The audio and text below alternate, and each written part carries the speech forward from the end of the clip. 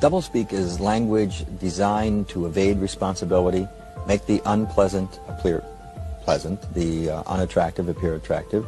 Basically, it's language that pretends to communicate but really doesn't. It is language designed to mislead while pretending not to. Doublespeak is not a slip of the tongue or a mistaken use of language. It's exactly the opposite. It is language used by people who are very intelligent and very sophisticated in the use of language and know that you can do an awful lot with language. We should be aware of it so that we can at least be defensive and defend ourselves so that we're not misled through it. But secondly, there are times when we simply cannot tolerate this language. When we talk about important public issues of national policy, we should not use doublespeak as a nation. We should not use it ourselves. We should not allow the politicians who are speaking to us to use it. Language that way can be terribly corrupting in a society and can mislead all of us.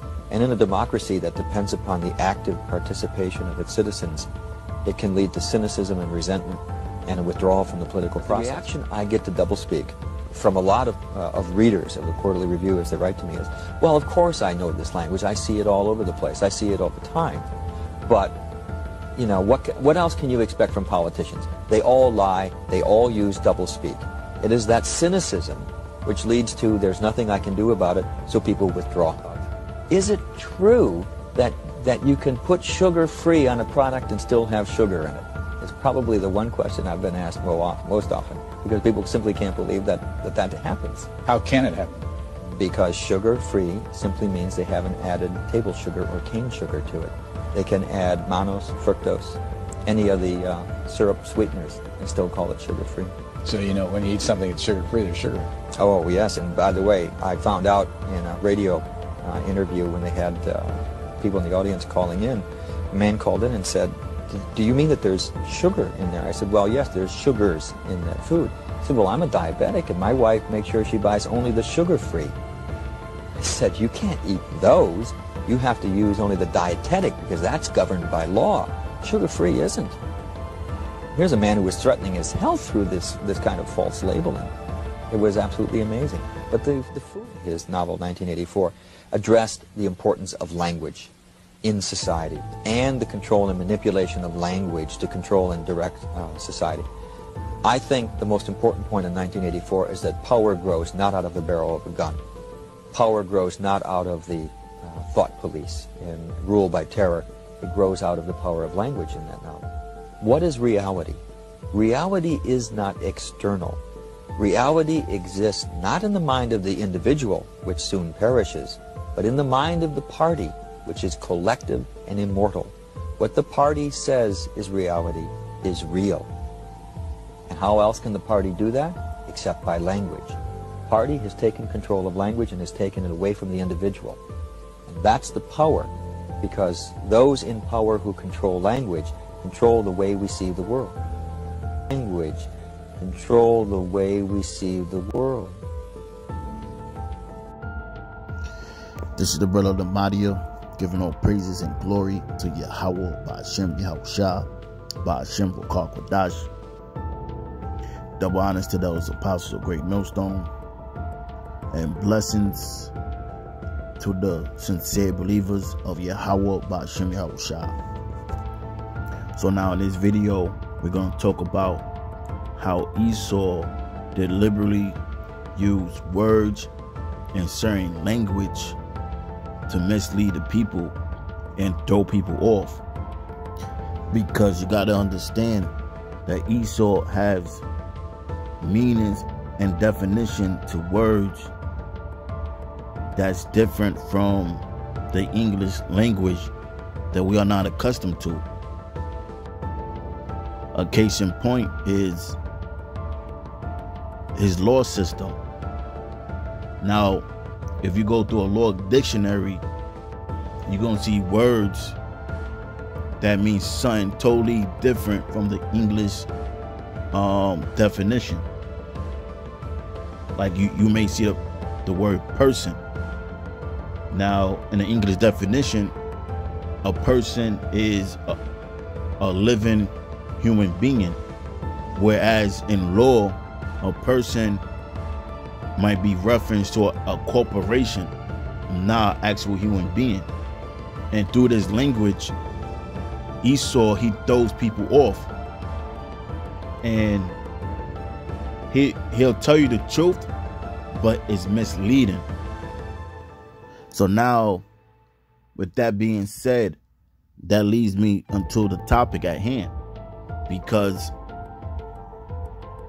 what's happening right now is Esau is mandating this injection, but the way he getting people to take it is deceptive,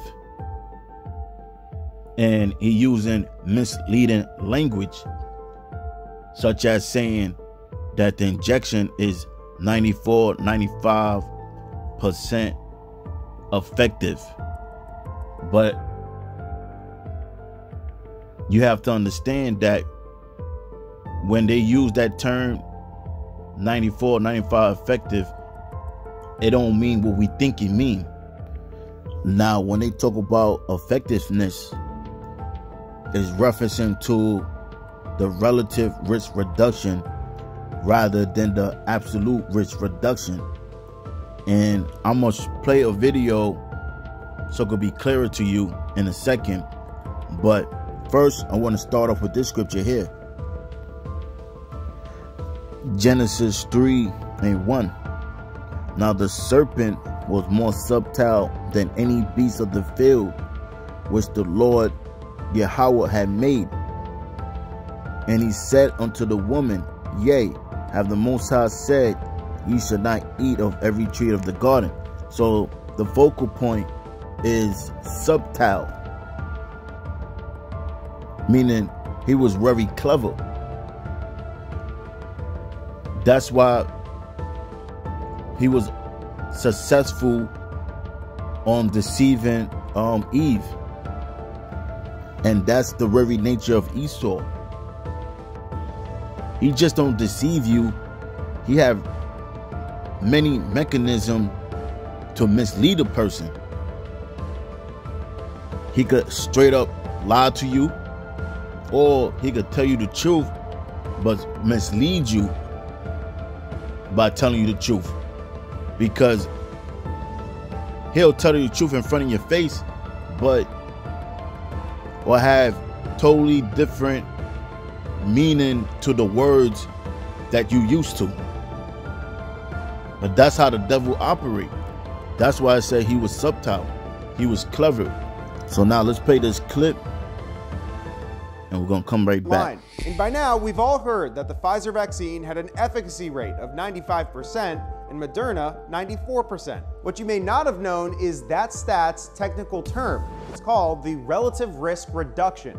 But some online are suggesting that we should instead look to the absolute risk reduction. Some posts pointing to this peer-reviewed paper, arguing that if you look at this statistic instead, the risk may only drop by a very small percent if you get the vaccine. So let's verify. What does that metric tell us, and why does it show the risk to be so much smaller than the other vaccine stats? We asked two experts in math and health, Dr. Stephen Kistler, who has a PhD in applied mathematics, and Dr. Ali Mokdad, with a PhD in quantitative epidemiology. So what is absolute risk reduction, and how is it different than relative risk reduction? In the context of COVID, Kistler explains that absolute risk reduction compares how much your risk reduces by getting a vaccine. For example, let's say there's a vaccine study where 100 people got the shot and 100 did not. And in the vaccine group, just one person got sick, whereas in the placebo group, 10 people got it. So let's break it down for person A, who got the vaccine, and person B, who did not. For person A, the absolute risk is 1 out of 100, because just one person got sick in that whole group. For person B, that absolute risk is 10 out of 100, because 10 people got sick. If you compare those two numbers, that's a 9% difference. Now let's talk about relative risk. Relative risk is asking, what are my chances of getting infected relative to a vaccinated person? For this, we compare our vaccinated person with our non-vaccinated person. So for person A, that's 1 compared to 10, or 1/10. for person B, it's a little less intuitive.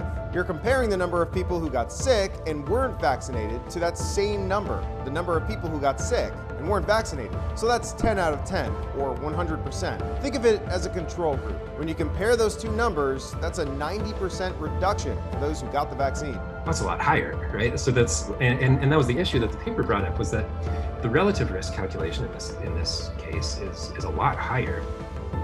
And so what's right? What's correct? Should we be quoting 90% or should we be quoting 9%? Because those give you a very different sort of intuitive feel for the difference in risk that you get for being vaccinated.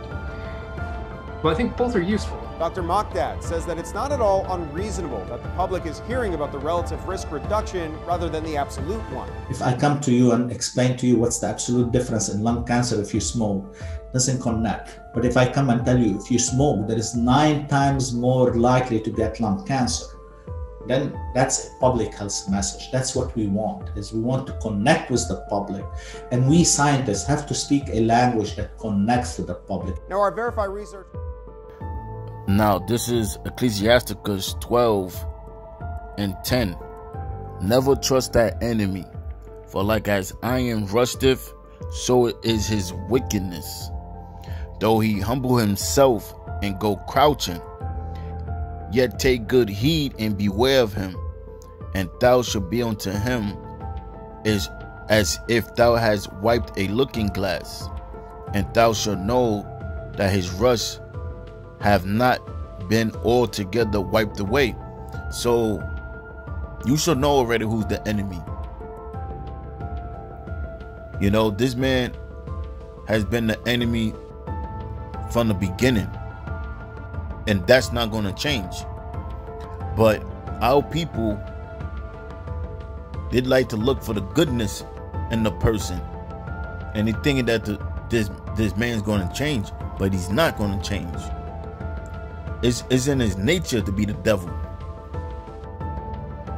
So verse 12, it says, set him not by thee, lest when he have overthrown thee, he stand up in thy place. Neither let him sit at thy right hand, lest he seek to take thy seat. And thou at the last remember my words, and be pricked therewith. And how you think he took down the Native American Indians? By lying words. He was the devil before, and guess what? It remains that way to this day. Verse 13. Who will pity a charmer that is bitten by a serpent, or any such as come now wild beasts? So if you get bit by this devil for trusting in him, that's on you. Because we've been warning you not to take this injection. But now if you get some adverse and side effects, it's on you. We told you not to take it. Beginning with Elder Pastor Hall. Verse 14. So one that goeth to a sinner and is defiled with him in his sins, who will pity. So whatever happens, ain't nobody gonna feel sorry for you. Now this is Psalms 52, and I'm again at verse 1. What boastest thyself in mischief, O mighty man? The goodness of the Most High endureth continually. Thy tongue deviseth mischief, like a sharp razor working deceitfully. And that's this man in his lies and his trickery. Thou lovest evil more than good, and lying rather than to speak righteousness. Thou lovest all devouring words, O thou deceitful tongue. The Most High shall likewise destroy thee forever. He shall take thee away and pluck thee out of thy dwelling place, and root thee out of the land of the living. The righteous also shall see and fear and to laugh at him. So this man's going down, and when this man fall, we're gonna laugh at him, because this devil think he got everything figured out, but he left out one thing. The Most High is in control of everything, and this is the Most High show. Everything that this devil do, the Most High is allowing him to do it for his own demise. So the time is short. Stay strong in the spirit, and do what you gotta do. Stay in the scriptures, man. Don't trust this devil. Don't accept that poison,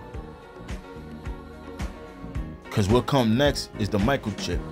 And with that, I'm gonna close, and I'm gonna say all praises and glory to Yahweh, Ba'ashem Yahweh Shah, Ba'ashem V'Kar Kodash. Shalom.